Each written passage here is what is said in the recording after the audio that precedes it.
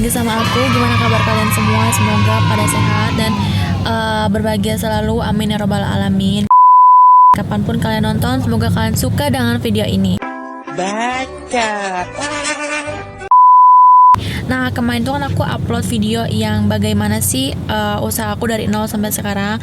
Nah, di komennya itu banyak banget yang nanya, Kak, share juga dong tip and tipsnya atau enggak step by stepnya menjadi online shop pemula biar sampai sesukses ini atau enggak biar sampai sukses gitu. Dan jangan lupa untuk nonton terus, jangan dilewatin. 2000 years later. Kali ini aku mau ngebahas gimana sih penjual online yang baik atau enggak step by step menjadi online shop pemula berdasarkan pengalaman pribadi aku. Jadi buat kalian yang penasaran bisa tonton video ini sampai selesai, jangan di skip. Step yang pertama itu kalian harus tahu mau jualan apa. Kayak misalnya kalian itu hobinya seperti apa, terus nanti baru kalian harus nyari di bidang seperti apa. Jadi ketika kalian konsisten itu kalian gak ngerasa batin atau enggak kayak capek kayak gitu, karena itu adalah hobi kalian. Paling enak itu ketika hobi dijadiin bisnis atau enggak dijadikan uang, karena itu kan hobi kalian. Jadi kalian itu kayak seneng-seneng aja gitu loh ngelakuinnya, terus gak pernah ngerasain capek ataupun ngedumel gitu. Makanya aku saranin kalian itu kalau mau jualan dari hobi kalian. Contohnya, kalian adalah hobinya makan atau enggak kayak masak gitu, jualanlah makanan. Jadi ketika kalian masak-masak, panas-panas di dapur, kalian gak ngerasain capek karena kalian itu hobinya masak kan. Nah, terus contoh lain misalnya kalian suka foto-foto atau enggak kayak selfie-selfie gitu di kamera. Kalian bisa jualan hijab, fashion kayak baju, kayak sepatu, kayak tas. Pokoknya yang sesuai hobi kalian lah. Nanti ketika kalian itu ngejalanin, kalian gak bakal ngerasain bosen gitu. Tentuin target market kalian dahulu. Misalkan kalian udah nentuin nih kalian mau jualan apa. Misalnya kalian mau jualan skincare kayak yang aku gitu.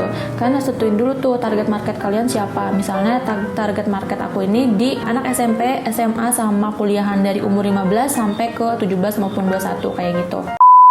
Terus kalau udah kayak nentuin target, nanti kalian bakal enak tuh ke depannya kayak gimana. Kayak misalkan ngatur promosinya, terus dari bahasa ngomong untuk Instagram, story kayak gitu kalian bakal enak maksudnya milihin gitu. Terus kalau misalkan kalian mau endorse pun kalian harus tentuin dulu target market kalian. Misalnya kalian mau endorse kayak Sarah Gibson, kalian tahu kan pasti followersnya itu anak SMP, anak SMA gitu yang kayak lucu-lucuan yang pengen tahu kehidupan Sarah Gibson.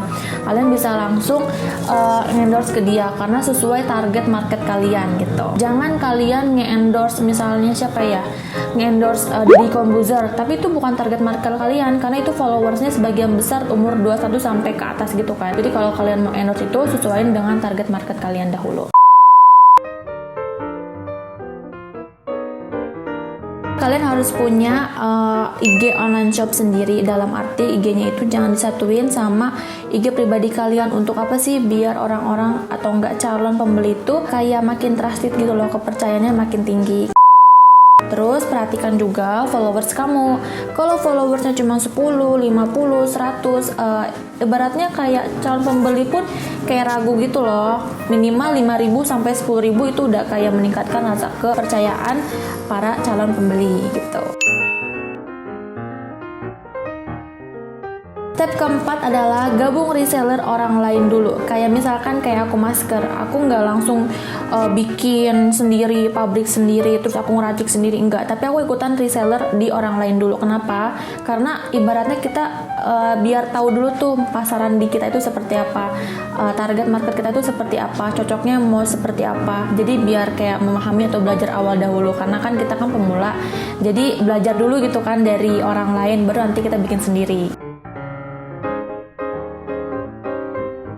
Terus enaknya itu kalau reseller, kalian itu ibaratnya nggak harus foto-foto produk sendiri dulu karena udah disediain dari pusatnya. Terus untuk bahan postingan juga, cuma kalau saran aku, kalau kalian mau nambahin juga nggak apa-apa karena lebih kreatif atau lebih biar nggak monoton gitu loh di instastory-nya ataupun di feed Instagramnya. Kalau kalian udah ikutan reseller, pasti kalian juga akan terbiasa berjualan. Jadi nanti kelihatan nih, misalkan banyak pasaran aku atau enggak kalau calon pembeli aku itu pakainya green tea, karena kemungkinan orang ada yang berjerawat atau enggak banyak yang berjerawat gitu. Kalian juga bisa jadi dropship juga kalau reseller. Misalnya kalau kalian belum ada modal nih, kalian gak harus punya modal juga, tapi kalau kalian ikutan reseller di orang lain, bisa kalian dropship. Dropship itu apa? Jadi kayak ikutan ngirim dari pusat. Jadi kalian tinggal, jadi sistemnya itu calon pembeli ke kita, habis ke kita baru ke pusat. Jadi nggak harus pakai modal sendiri, kalian bisa langsung dropship ke pusatnya.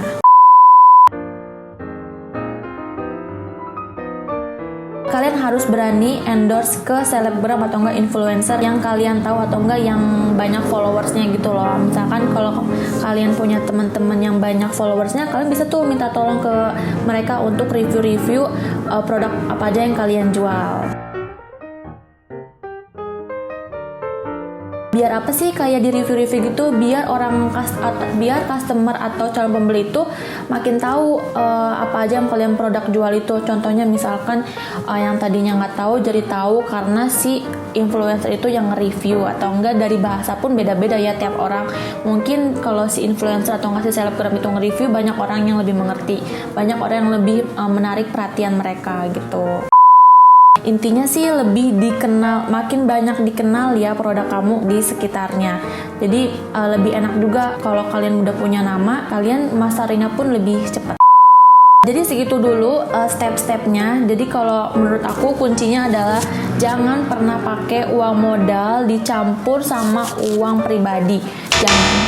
Kata video aku yang sebelumnya itu, kalau kalian mau pakai uang kalian nggak apa-apa, tapi kalau udah mencapai target yang diinginkan kalian, baru nanti kalian bisa nge-reward diri sendiri. Intinya seperti itu. Semoga kalian suka dengan video ini dan bermanfaat bagi kalian para pemula online shop. Dan jangan lupa share, like, and subscribe. Dan jangan lupa juga komen di bawah untuk kritik and saran. Jadi biar aku juga makin semangat bikin videonya. Thank you.